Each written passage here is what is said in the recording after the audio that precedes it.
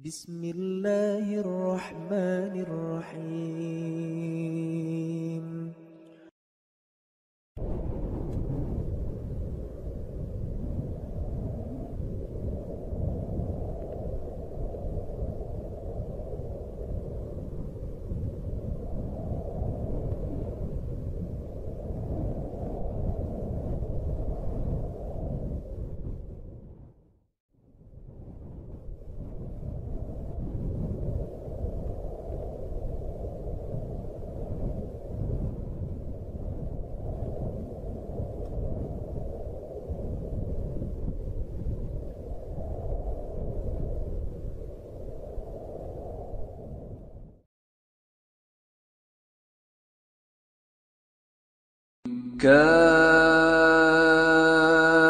كافها يا عين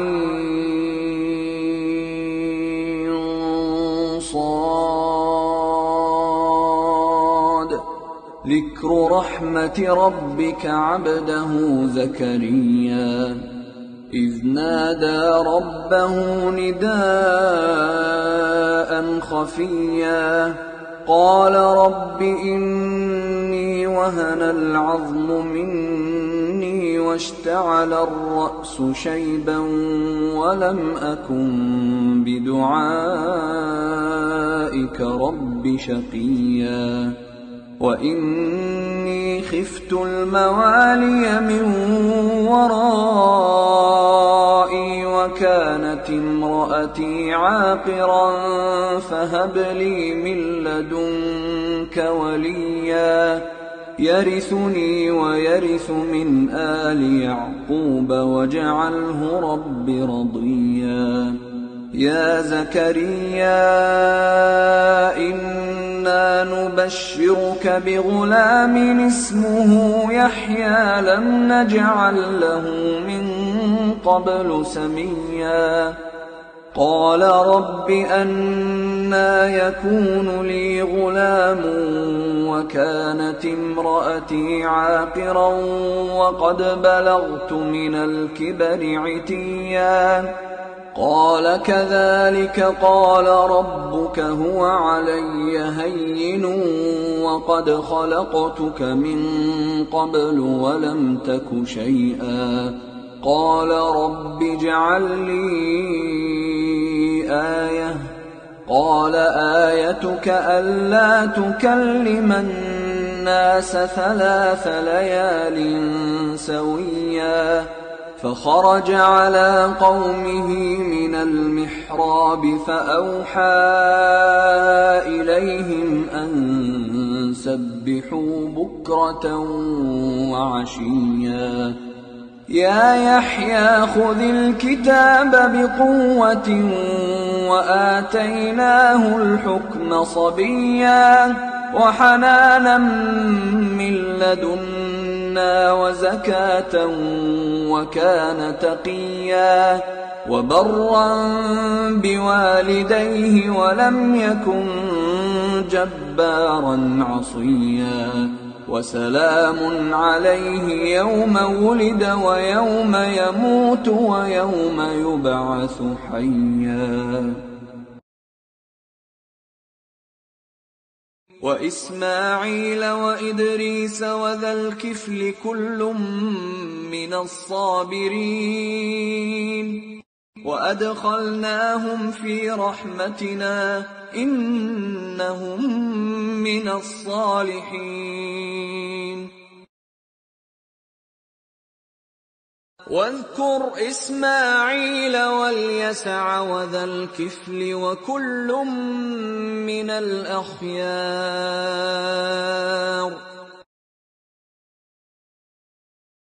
Pembunuhan para nabi dan kaumnya ini adalah seorang nabi dari anak seorang nabi, anak dan bapak dua-duanya dibantai. Ma'asyiral muslimin, siapa nabi itu? Pertama Zakaria dan putranya Yahya, dua-duanya dibantai. Bagaimana kisahnya? Ma'asyiral muslimin yang dimuliakan Allah Subhanahu wa taala,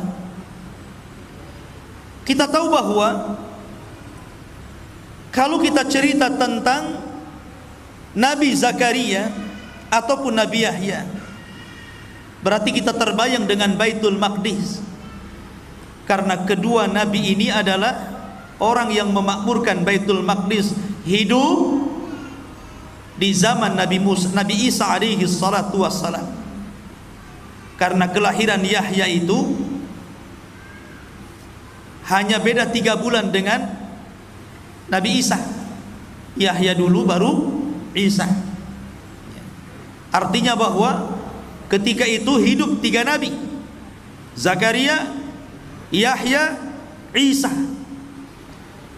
Tetapi berbeda-beda daerah. Kalau Yahya itu ditugaskan di Urdun, mungkin sekarang disebut dengan Yordania, masih daerah Syam. Ma'asyiral muslimin yang dimuliakan Allah Azza wa Jalla, kematian Nabi Yahya ini adalah kezaliman penguasa. Kezaliman penguasa. Padahal Nabi Yahya alaihi salatu wassalam ini orangnya baik. Perhatikan sifat-sifat yang Allah berikan kepada Yahya. Allah menyebutkan dalam Al-Quran, dalam surah Maryam ayat 12 sampai 14, Ya Yahya khudhil kitaba biquwwatin wa atainahul hukma sabiyya. Wahai Yahya, ambillah kitab itu, maksudnya Taurat, dengan kuat, dan kami berikan kepada Yahya itu kebijakan dalam menyampaikan hukum sejak kecil. Artinya Yahya itu sudah diangkat menjadi nabi sejak kecil. Kalau Nabi SAW diangkat setelah 40 tahun kan, ini sudah sejak kecil sudah diangkat jadi nabi. Makanya dikisahkan di usia anak-anak Yahya ini selalu diajak main oleh kawan-kawannya. Anak-anak kecil kan suka main gitu kan, apalagi usia 7 tahun 8 tahun kan suka main. Tapi Yahya mengatakan apa? Innama lastu, sesungguhnya saya tidak khuliqtu bil la'ibi, sesungguhnya saya tidak diciptakan untuk main-main. Kalau kalian main-main silahkan, tapi saya diciptakan bukan untuk main-main. Oh, kalau ada anak kecil kayak gini mantap. Justru anak kecil sebaliknya, saya diciptakan untuk main-main katanya. Tapi ini tidak. Dia mengatakan saya diciptakan untuk beribadah, bukan untuk main-main. Makanya Yahya itu sedari kecil dia betul-betul mengikuti gaya bapaknya Zakaria. Walaupun Yahya ini sebenarnya kelahiran yang aneh. Kenapa? Karena bapaknya usianya 100 tahun, ibunya 90 tahun, dinyatakan mandul. Tapi karena nilai sebuah doa, Allah kabulkan, dan juga berlomba-lomba dalam kebaikan Zakaria.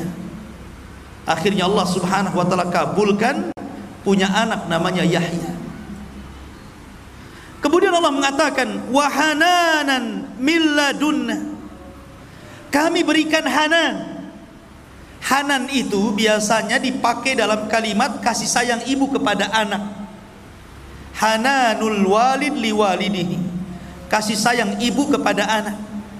Saya kira seorang ibu, saya yakin sangat sayang dengan anaknya.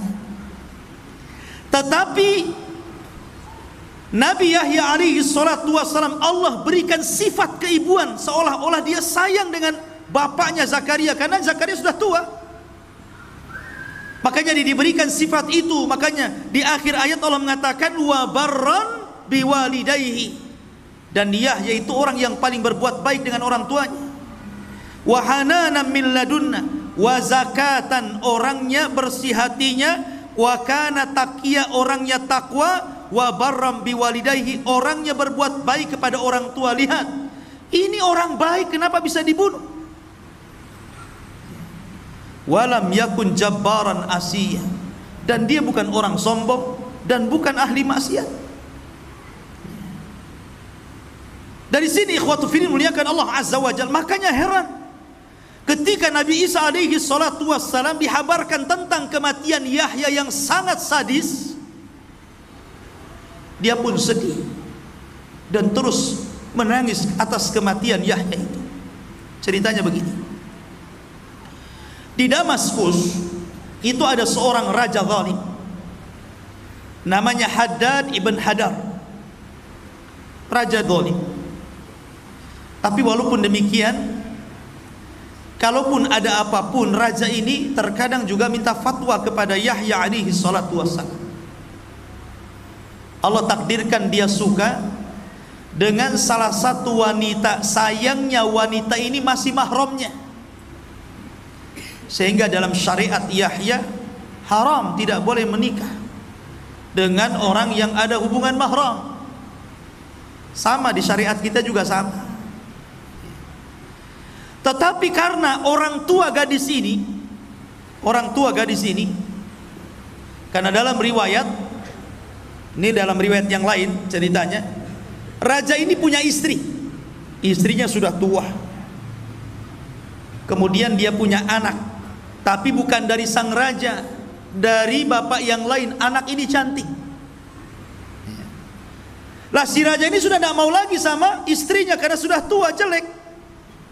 Akhirnya sama istrinya itu disuruh nikah dengan anaknya, tapi bukan anak sang raja, dari laki-laki lain.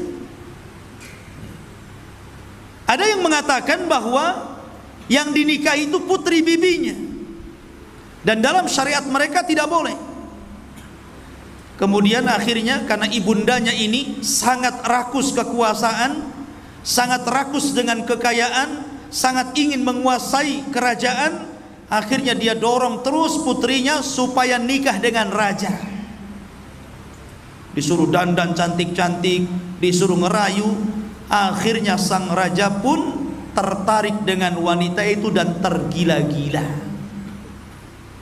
Nyala, antum saja kalau dirayu perempuan, jangankan yang cantik, yang jelek saja kelepek-kelepek. Masyarul muslimin yang dimuliakan Allah Azza wa Jalla. Lah rupanya orang-orang pun berbicara tentang itu. Akhirnya mulai melebar tuh. Karena mulai melebar, apalagi kemudian sudah terdengar ke telinga Yahya, dan Yahya memfatwakan haram, tidak boleh, dan didengar oleh manusia banyak. Akhirnya kemudian mereka pun meminta fatwa kepada Yahya. Kenapa tidak ke Zakaria? Karena Yahya itu dikenal kelembutannya. Dia nggak mau ke Zakaria, ke bapaknya, dia mau ke anaknya. Tapi namanya hukum tidak kenal keras atau lembut. Kalau haram ya haram, mau ngomong haram ataupun haram sama saja. Itu kan hanya kata teriak dengan kata lembut saja kan. Tetap saja haram. Kemudian akhirnya karena sudah diharamkan oleh seorang nabi, wanita ini kemudian tidak mau dinikahi. Tapi sang raja sudah tergila-gila masalahnya. Dia tetap ingin mau menikahi wanita itu. Disinilah dimainkan oleh siasat wanita busuk itu. Kata wanita ini, baik, kalau engkau menginginkan diriku menikah dengan diriku, maka maharnya kepala Yahya bin Zakaria. Syaratnya itu. Karena raja sudah tergila-gila, macam mana kan? Maka dia pun mengutus pasukan untuk mendatangkan kepala Yahya bin Zakaria. Datanglah pasukan besar. Dalam riwayat bahwa Yahya itu dibunuh sedang berada di Baitul Maqdis dan sedang sholat dalam mihrab. Pasukan ini datang, kemudian ditangkap, betul-betul dimutilasi, dipotong kepalanya. Kemudian kepalanya dibawa dan diletakkan di piring emas, kemudian dibawa ke istana. Sementara jasad Yahya ini dikirimkan kepada ayahnya Zakaria yang sudah tua renta. Anda bisa bayangkan, tiba-tiba Anda sudah tua, dikirimkan jasad anaknya tanpa kepala. Tentu sedih Zakaria ini. Akhirnya kemudian kepalanya ini dibawa ke istana. Sampai di istana, di situ ada sang raja, di situ ada wanita fajirah, di situ ada ibundanya yang haus kekuasaan. Prajurit pun datang dan meletakkan kepala Yahya di atas bejana emas, kemudian disuguhkan kepada sang raja. Oh, wanita ini tertawa, senang, keinginannya menjadi sebuah kenyataan. Tetapi Allah Subhanahu wa taala berfirman, "Wala tahsabannallaha mukhlifa wa'dihi rusulah, innallaha azizun dzuntiqam." Jangan kira Allah Subhanahu wa taala tidak pernah memberikan janji-janji kepada para utusannya. Sesungguhnya Allah kalau sudah menimpakan azab, maka Allah akan timpakan dengan sangat keras. Dan Allah juga berfirman, wala tahsabannallaha ghafilan amma ya'malu zalimun. Jangan kalian sangka Allah lalai dari perbuatan zalim kalian. Tidak, Allah tidak pernah lalai. Man adali waliyan faqad adzantuhu bil harbi. Siapa yang memusuhi wali-waliku, maka dia sudah ngajak perang bersamaku, kata Allah Subhanahu wa taala. Nabiullah Dzulkifli alaihi salam. Siapakah Nabi Dzulkifli ini? Nah, ini terdapat perbedaan pendapat ya di antara para ahli sejarah. Ada yang mengatakan Nabi Dzulkifli adalah anak daripada Nabi Ayyub alaihi salam. Nabi Ayyub itu punya anak namanya adalah Bishr bin Ayyub, yang kemudian beliau menugaskan Nabi Bishr ini sebagai pewaris dan melanjutkan tugas kenabiannya, yang kemudian beliaulah yang diyakini oleh beberapa orang sebagai Nabi Dzulkifli. Itu pendapat yang pertama. Tapi ada pendapat yang kedua mengatakan bahwasanya bukan anaknya Nabi Ayyub, Nabi Dzulkifli, tetapi salah seorang di antara kaumnya Nabi Ilyasa. Nah, nanti kita akan bahas ada sebuah riwayat mengenai Nabi Dzulkifli ini yang berkaitan dengan kaumnya Nabi Ilyasa. Sebelumnya hadirin jamaah sekalian, Allah Subhanahu wa taala menegaskan, menceritakan tentang Nabi Dzulkifli alaihi salam di dalam Al-Qur'an sebanyak 2 kali. Yang pertama di dalam surat Al-Anbiya ayat 85-86.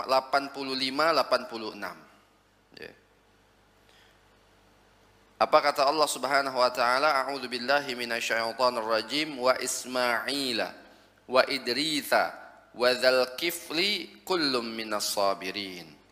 Wa adkhalnahum fi rahmatina innahum minas salihin.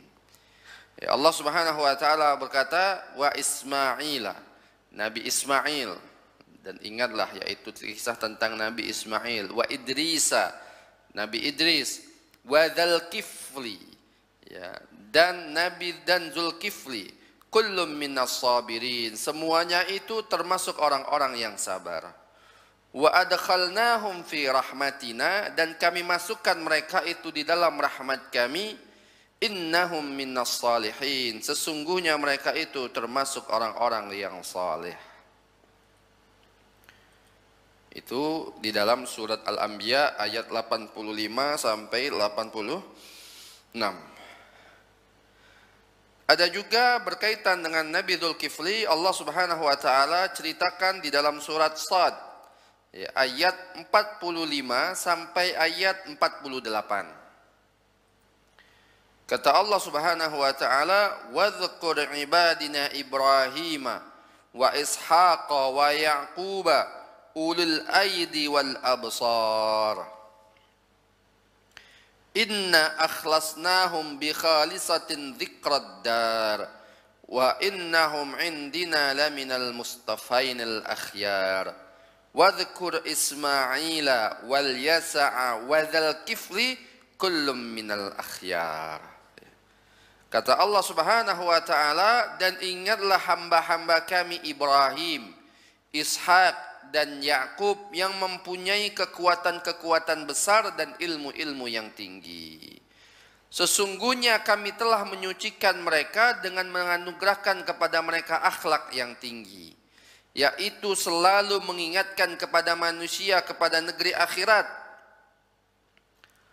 Dan sesungguhnya pada sisi kami benar-benar termasuk orang-orang pilihan yang baik. Dan ingatlah akan Ismail, Ilyasa, dan Zulkifli, semuanya termasuk orang-orang yang paling baik.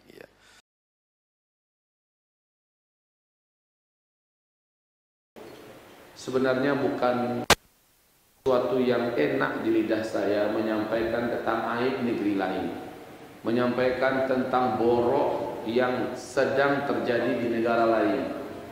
Bukan sesuatu yang nyaman saya harus menyampaikannya. Tapi karena ini berhubungan dengan amaratis sa'ah, tanda-tanda menjelang kiamat, maka saya harus sampaikan. Dengan catatan tanpa mengada-ada, tanpa menambah-nambah, mengarang-arang, dan jangan berlebih-lebihan. Baik ibarat Allah yang kami muliakan, semoga Allah ampuni dosa saya jika ini adalah dianggap sebuah kesalahan. Tetapi saya yakin ini tidak masuk dalam bab kesalahan. Apa yang mau saya sampaikan? Saya punya seorang adik lah. Dia adalah anak kandung daripada guru kami dulu di Tawalib Padang Panjang. Yang anaknya itu telah menamatkan S2-nya di Jamiah Islamiyah Madinatul Munawwarah. Selesai sudah S2. Dan saat ini masih di Madinah dengan istrinya dan anak-anaknya. Berjumpa dengan saya di Jeddah. Apa kata beliau? Bang Zul, panggil abang kepada saya karena memang di Tawalib itu punya kebiasaan kami junior selalu panggil seniornya dengan abang. Walaupun mungkin beda umur, bisa jadi antara ayah dengan anak, tetap saja panggil abang. Itu adalah sebuah hal yang biasa. Ustadz Taufik saja panggil abang.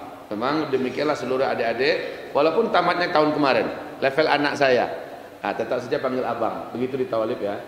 Lalu kata beliau, Bang Zul, luar biasa. Perkembangan Madinah hari ini sangat mencekam, sangat menyedihkan dan mengerikan.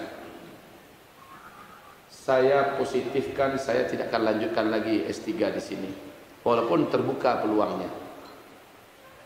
Kenapa demikian? Beliau mengatakan, pertama, di segi kurikulum, sejak Muhammad bin Salman mengambil alih urusan-urusan keputusan dan kebijaksanaan dalam dan luar negeri, masalah politik dan lain-lainnya di Arab Saudi dari tangan ayah kandungnya Raja Salman, sejak itu Islam benar-benar mengalami distorsi dan degradasi yang luar biasa. Saya mengikuti katanya. Jadi saya tidak mau menyebutkan namanya, padahal dia memanggil dirinya dengan namanya. Tapi saya sebutkan saja dengan kalimat saya. Saya ya mengikuti ceramah-ceramah abang di YouTube. Dan saya membenarkan semua yang abang katakan. Dan sekarang sebagai tambahan baru buat abang. Jadi beliau menyampaikan kondisi Arab Saudi hari ini, khususnya di pelajaran-pelajaran agama, sejak 2018 awal, wacana ini sudah ada di 2017, tapi 2018 awal sudah ditangani dan dipegang oleh Amerika. Mereka yang menentukan mata pelajaran mana yang boleh, mata pelajaran mana yang tidak boleh, mana buku yang boleh, mana buku yang tidak boleh, mana ustadz yang boleh, mana ustadz yang tidak boleh. Sekarang bang katanya, buku-buku yang sebelumnya menjadi sumber ilmu dan penguat akidah dan sebagainya sudah banyak yang disita dari pasaran, yang sudah terlanjur dan ketahuan siapa yang punya, ditarik dan dibakar. Ulama-ulama yang tidak disenangi oleh Amerika, ulama-ulama yang tidak disetujui oleh Yahudi, maka tinggal tunjuk saja siapa nama ulamanya, ditangkap dan dimasukkan ke penjara. Bahkan 3 ulama dunia yang telah menoreh kitab-kitab emas yang berharga sekali, sekelas Syekh Safar Hawali, Syekh Salman Audah, Syekh Al-Amudi, ini ulama-ulama senior Saudi yang kitab-kitab mereka luar biasa banyaknya, keilmuan mereka luar biasa dalamnya. Di zaman ini, di zaman Muhammad bin Salman divonis mati. Divonis mati. Siapapun ulama yang berani bicara, baik di publik atau di atas, ini mimbar apa podium nih? Podium, mimbar kan ini ya. Siapapun yang bicara sedikit saja menyebutkan tentang kebijakan kerajaan yang tidak sesuai dengan syariat, langsung diselesaikan, ditangkap tanpa harus menunggu selesai ceramahnya, diturun paksakan walaupun khutbahnya sedang berjalan, dan dipenjarakan. Sekarang ribuan dai ulama dan imam-imam di Arab Saudi masuk penjara. Hal ini sebenarnya sudah ketinggalan dibandingkan dengan Uni Emirat Arab. Uni Emirat Arab lebih duluan strength, karena memang Uni Emirat Arab sudah diakui sebagai kaki tangan Amerika, PBB, Yahudi.